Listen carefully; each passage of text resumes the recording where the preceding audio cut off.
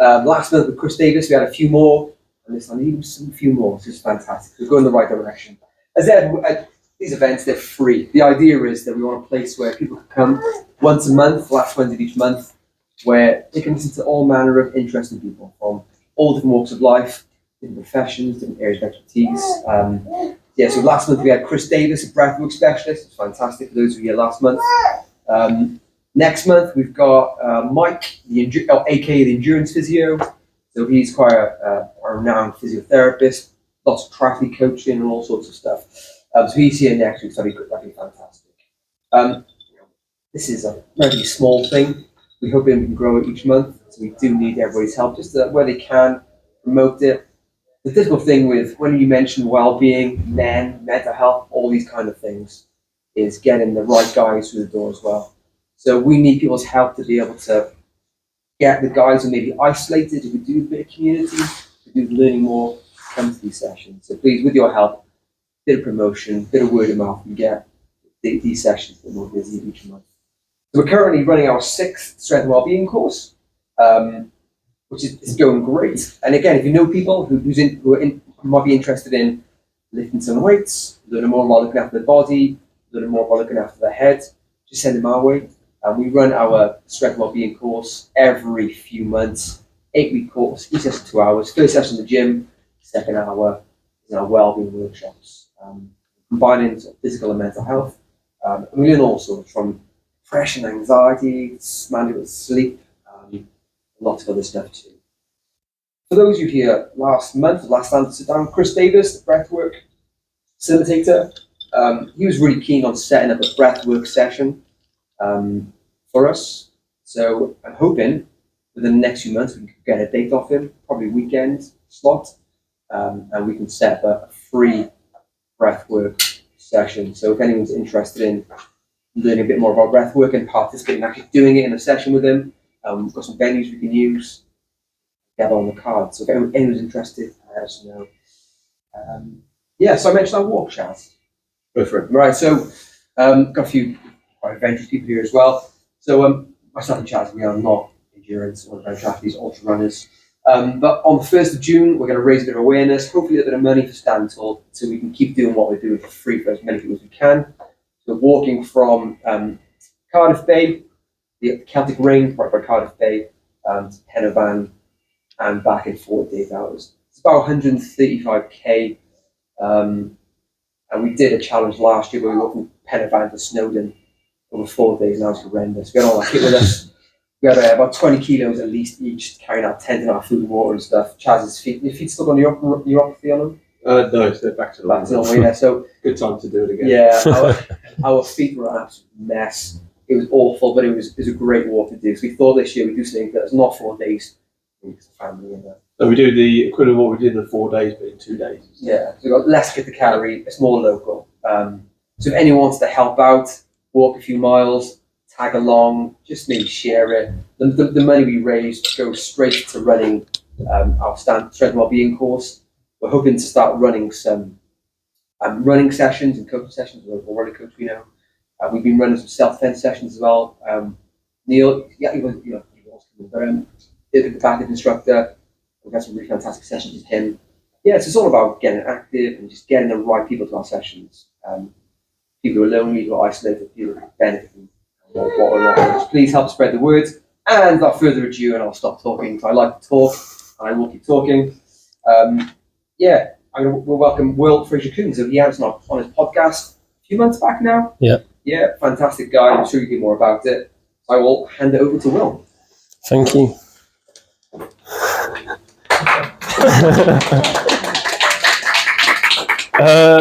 Right, guys. My name's Will. I'm the founder of the Adventure Athletes. I run a podcast and a coaching business, and a lot of the podcast guests are here today. So thank you for coming, guys. Super nervous about today. I've never done anything like this before. So if I pull out my phone halfway, I'm not texting and calling a cab. I am just trying to get my notes up. Okay. So a bit of a trigger warning before we start. I am going to be talking quite graphically about suicide and homelessness. As you can tell, I'm getting a bit emotional already. I've never spoken about this before.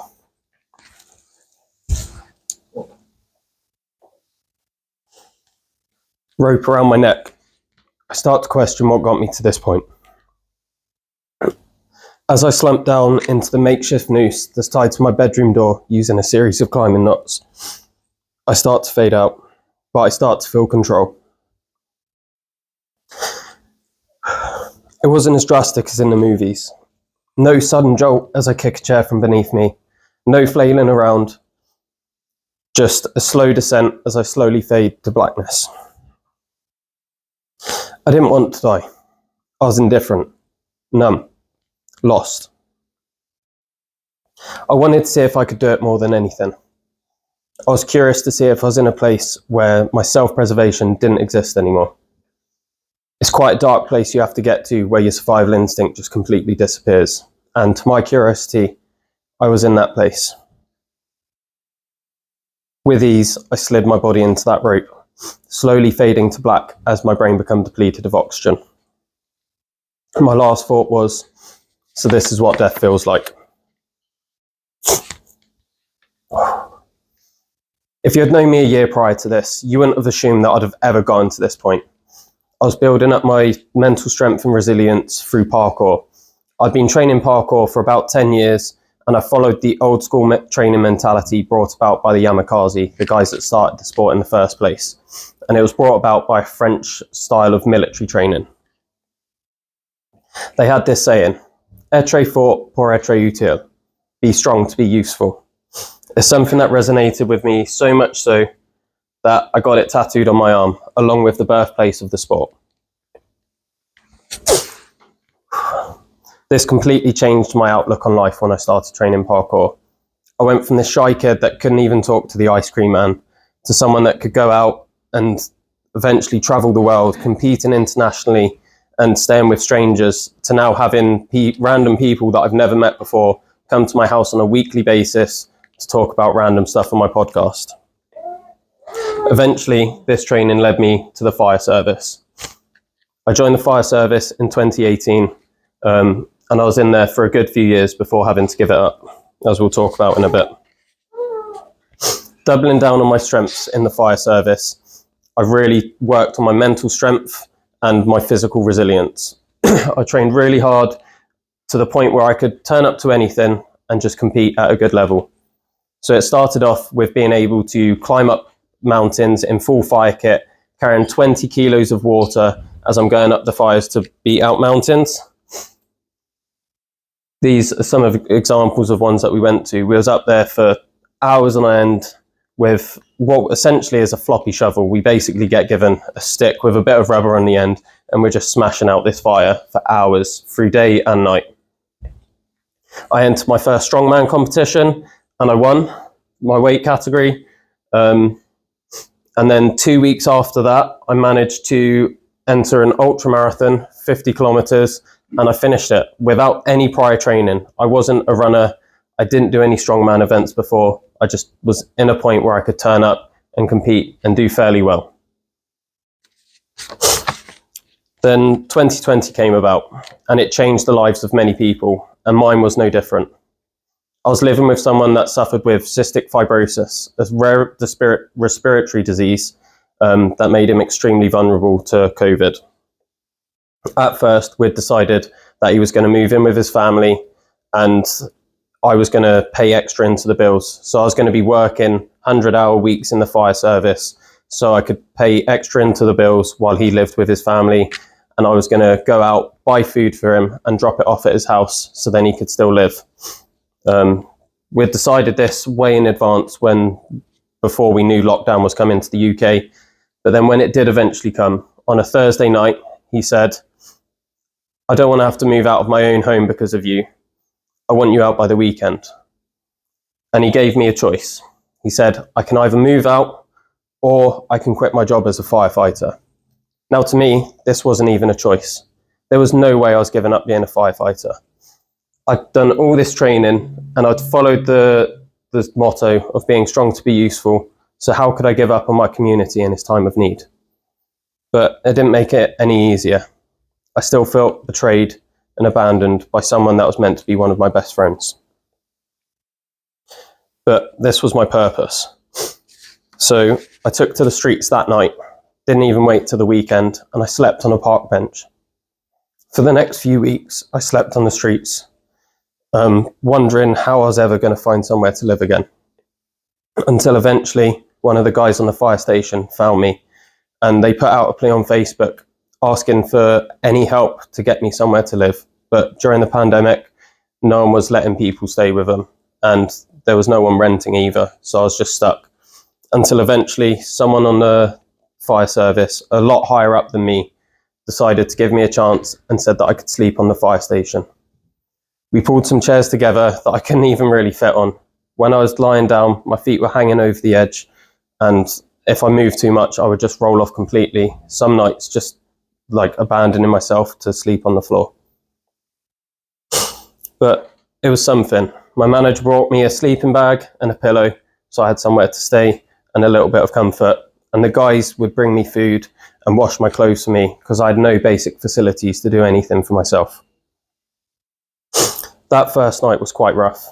I remember lying down, trying to get to sleep. I just couldn't. But the one thing I did have was access to a gym, which most people weren't lucky enough to have at the time. So I headed into the gym and I spent 3 hours training just to try and clear my head. Didn't sleep much that night. My first rude awakening happened within the first week, where the fire bells dropped as I was in a deep sleep at 2 o'clock in the morning. I was dazed and confused, and if you've never heard the fire bells go off in person, you have no idea how terrifying that is. Within 5 minutes, everyone from the fire crew rushed onto station, putting their kit on and heading out to the fire, while I'm just laying there dazed and confused as to what's going on. I wasn't on shift, so I didn't have to go to the fire. It took me a few hours before I managed to get back to sleep, and within minutes of me getting back to sleep, they'd returned to station and woke me up again. After a fire call, you don't just put your stuff away and leave. You have to clean the truck, you have to sort all the safety gear out, you have to fill out paperwork. So it took a few hours before they left. A lot of them, it being 4 a.m, they've just been on a fire for 2 hours. They just wanted to sit down and have a cup of tea. So yeah, I really didn't get much sleep that night. A few months went by of living like this before restrictions started to ease, and I finally found somewhere that I could live. I finally found a home. I had nothing in it. I just had a blow-up mat and the sleeping bag and the pillow that my manager had given me. And at the grace of the fire service, I was given a week off to sort of recoup, de-stress, and get my new place together. Now, a normal person might have spent that week getting some furniture, decorating their house, but me being me, I decided to cycle 100 miles to go on a climbing trip to Dartmoor with my friends, since my whole world had basically been engrossed in the fire service for such a long period of time. I just really wanted to get away. While I was away climbing, I took a fall. I fell about 12 foot onto a loose boulder, and as I landed, managed to find my feet. The boulder shifted its weight beneath me and it snapped my ankle completely in half. I didn't know it was broken at the time, so I just tried taping it up and I tried walking off. Now, that didn't exactly work. I couldn't put any weight on it at all, and was over 100 miles from home at this point and a mile away from the car. But again, this was another test of my resilience to me. I told myself, what good is all the training that I've done if I've not been able to get myself out of a situation like this? What would I have done if I was on my own? Or what would I have done if I was on a fire call? Would I have just given up and accepted help? So I decided to not let my friends help me. For that mile back to the car on like really uneven ground on fire tracks, I decided to try and hop. And when I couldn't hop, I decided to crawl on all fours, cutting my hands and knees up in the process. But I knew one thing, and that's that I was getting back all on my own. We eventually got back to the car, and my friend took me to the hospital. Now, if you've seen pictures of me before, you would know that you will never see a picture of me looking like this again. I've never been in so much pain in my life. Straight from the hospital, being told that I was sentenced to 6 to 12 months in a cast, non-weight bearing, having to use crutches. The first thing I thought was, how am I going to get to the gym? So straight from the fire station. My mum picked me up from the hospital, took me to the fire station, and I used the gym. And within an hour of me working out, my manager rocked up on station, had a massive go at me, and told me that I'm banned from the station apart from on drill nights. Now, on drill nights, my manager would let me come in and see the crew, but he kept a careful eye on me to make sure I wasn't going in the gym and training. But at home, I was tying resistance bands to my radiator while I'm sitting on a chair so I can still do leg extensions, doing push-ups and pull-ups, and just training every single day. And this worked out for a while. I was telling myself that I was training for the day that I got out of that cast. This was when the second lockdown kicked in. So I wasn't allowed to go to station anymore. No one was allowed to visit me and come and look after me. So that house that I'd got, which became a sense of freedom in the first place, then turned into a bit of a prison in my mind. I was alone and I was still training. I was trying to stay strong through this whole thing, but on the inside, the cracks were really starting to show. This was the hardest year of my life. 6 months into my recovery, the doctors had told me that I was healing really well and I was probably going to make a full recovery. The breaking point came when they said, you should do couch to 5K. That's going to get you back to some physical activity. And I just thought to myself, I've done an ultra marathon without training. How the fuck is couch to 5K going to help me? But I tried it.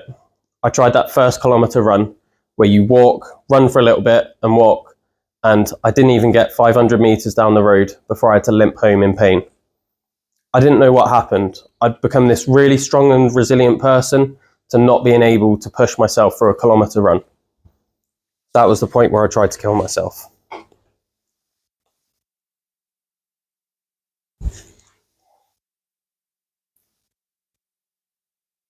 As I faded to black, my last thought was, so this is what death feels like. I don't know how long I was unconscious for. It was a good few minutes. I was right on the edge of not coming back.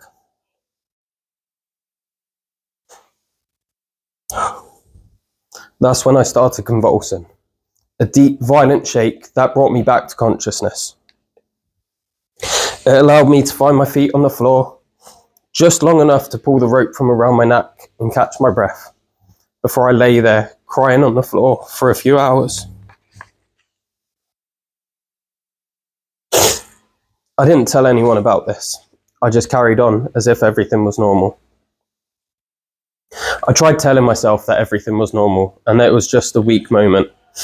So a couple of weeks later, on my birthday, testing positive for COVID, so I couldn't go out anywhere, but I was out of my cast, I decided to set myself another challenge. That had got me through dark times in the past. I decided to do 1,000 pull-ups in a day. Again, something else that I'd not trained for. I set a timer. I did 3 pull-ups on the minute, every minute, for 6 hours, not taking any break to eat or to go to the toilet. My only breaks were in that small gap of time between getting off the bar and having to get back on when my alarm went off. Over the next 2 years, I relied on this challenge. I told myself that I can still do it. I've still got it in me. I've proved it to myself by doing these pull-ups. Those 1,000 pull-ups that tore my arms apart and made it so I couldn't lift my arms above my head. I've still got that side to me. Why do I have to prove it again? And while I rehab my ankle for the next 2 years, I didn't push myself at all. I fell back into a depression, and there was one that I didn't even know I was going through. But I didn't push myself, and I was making bad decisions financially, socially, and emotionally. I was in a really dark place. I then started getting into stoicism, and I read a quote about Hercules. Without the lion, hydra, stag or boar, and wicked and brutal men to test his strength and abilities, the world would not have known Hercules. And the message was, what challenges are going to define you? I started reading more about Hercules, and I read about his 12 labours. 12 incredibly hard challenges set to task Hercules into redemption. This wasn't a thing about his ego. He was atoning for previous misdeeds. And there was a deeper philosophical meaning behind it. It was about taming your ego, seeking enlightenment, and trying to make a difference within yourself to benefit the world around you. It follows the Greek idea of pathos, which is going through virtuous struggle in order to create a difference in the world. This is something that I'd been searching for again. The thing that was lacking the last time after trying to commit suicide was having that reason to train, not just doing it for my own ego, but to do it to help the people around me. The story is an allegorical reflection of the human journey to self-realization, and that all relies on the people around you. This was the moment I decided to set myself 12 challenges to follow along with Hercules' journey. Now, I started it by writing down a list of 12 challenges, just 12 of the hardest things that I'd never thought I'd be able to do, but it would take me along a journey and would change my life for the better. The first one being the Welsh 3000s. Now, I had no idea how hard this was going to be. My friend had tried it, he'd failed before, he wanted to try it again, and I was in this place now mentally where I was trying to help other people, so I said I'd join in. I said we'd do it together. I hadn't really climbed any mountains before. I'd been up Snowdon once, I'd been up Pen y Fan a couple of times, but I had no idea just how physically grueling the Welsh 3000s would be. If you don't know, the Welsh 3000s are the 15 tallest mountains in Wales, and you have to do them in under 24 hours. With this lack of experience, I took to the mountains without any waterproofs, just complete misjudgment on my end.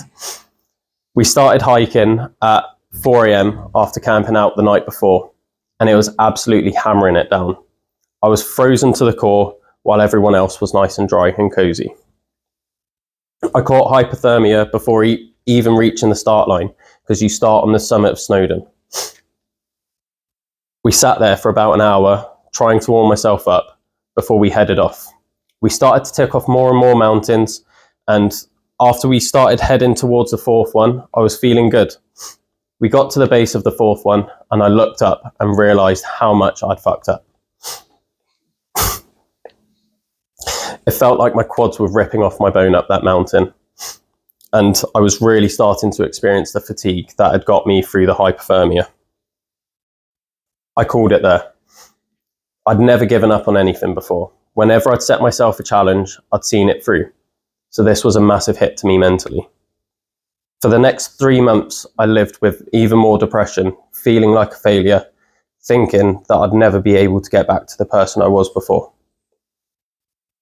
But in the back of my mind, this is what the journey was about. I looked back over my 12 labours, and I realised I should probably get training this time. I shouldn't just turn up. I set myself 12 weeks to train for my next one. I started shaving my head every day as a sign of discipline and to get me into the routine of training again. Within this time, I was so confident that I was going to be able to do it that I started my brand, The Adventure Athletes.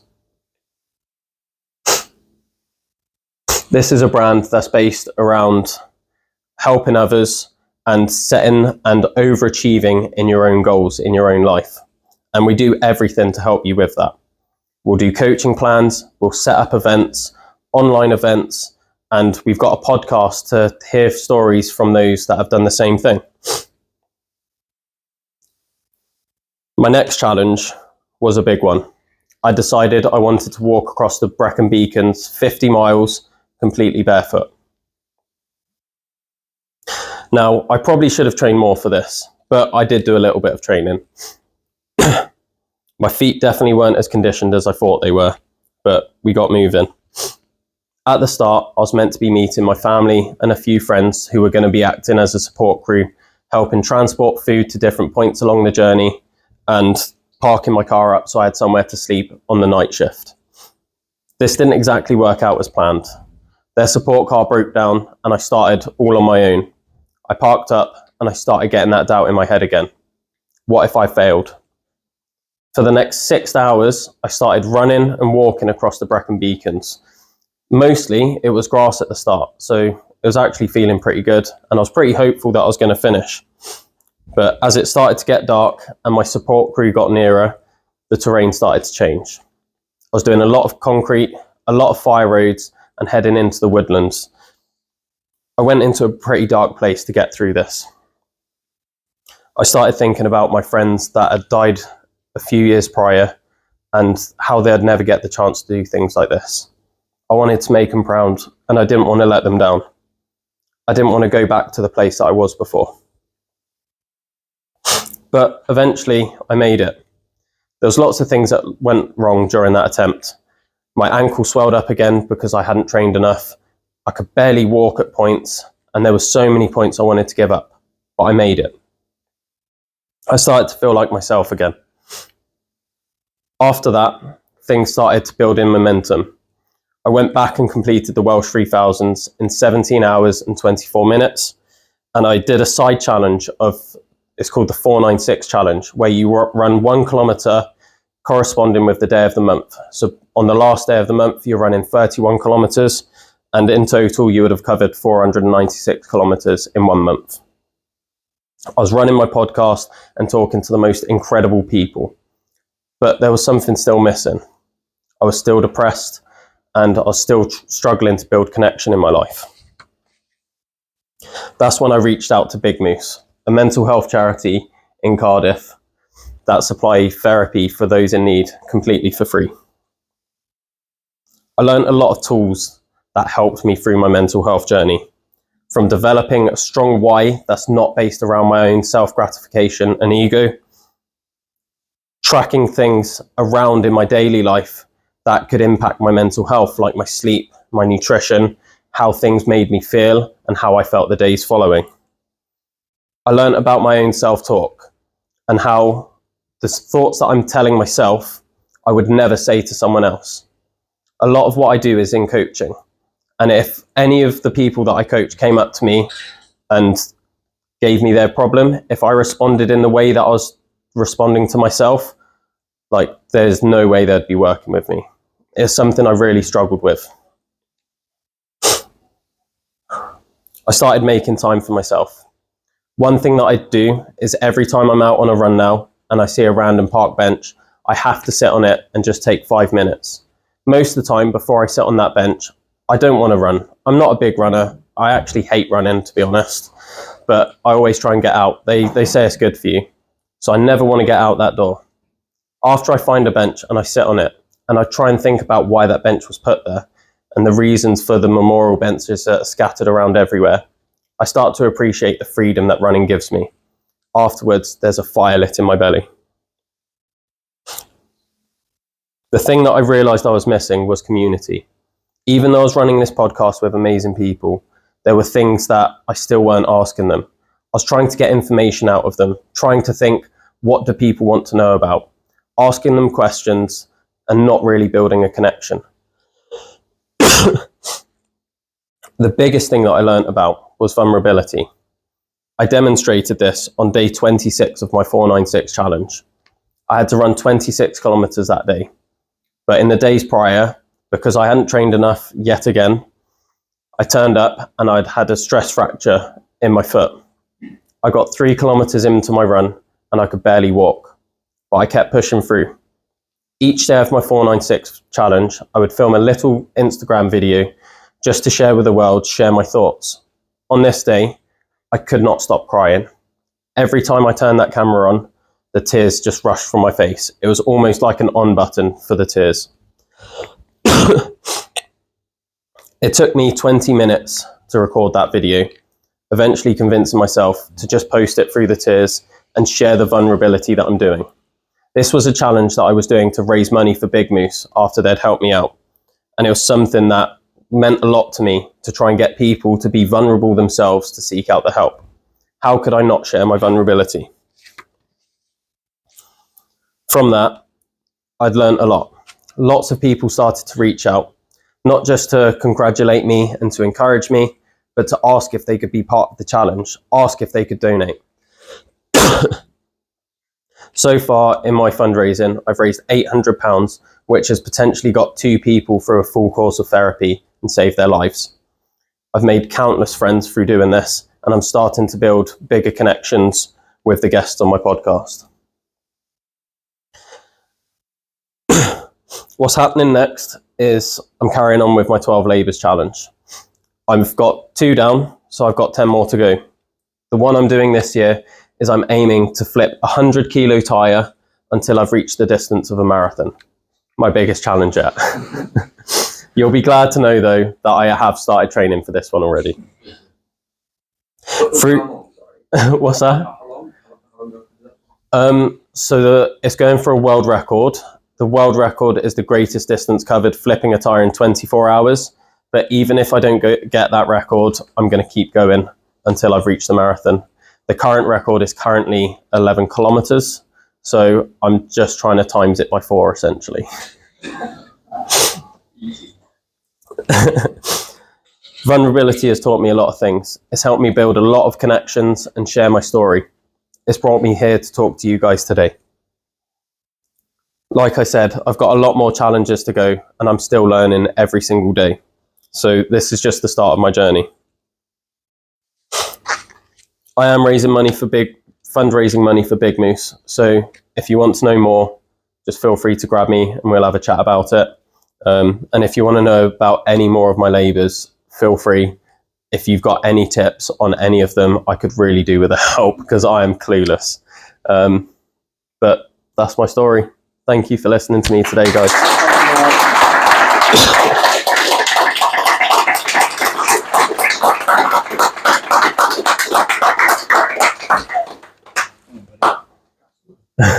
Where could people Yeah. find?